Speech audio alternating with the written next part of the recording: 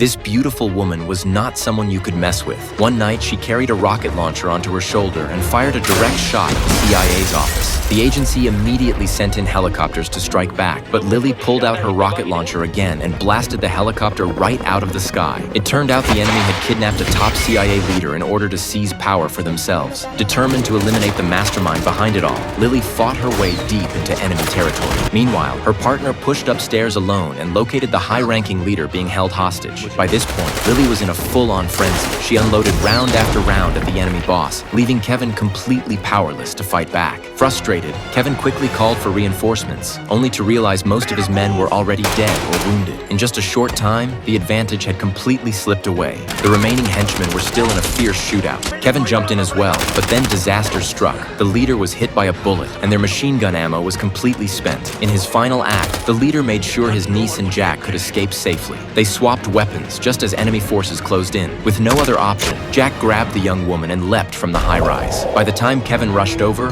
all that was left for him was a single grenade. But unbelievably, he survived the blast. In the end, it came down to a brutal duel between the two men. Kevin, weakened from his injuries, was no real match for Jack. Fighting dirty, he pulled out a knife and stabbed Jack again and again, pinning him down and forcing his head underwater. Jack seized the moment, wrapping his arm around Kevin's neck in a deadly chokehold. Kevin thrashed wildly, but it was no use. Then, out of nowhere, a gunshot rang out. Kevin's own henchmen had turned on him, fed up with his cruelty and corruption. In the aftermath, Lily and her team exposed Kevin's crimes and the corruption he led. Jack, meanwhile, stepped into the role of a father figure, and from that moment on, he and his niece finally began a peaceful and happy life together.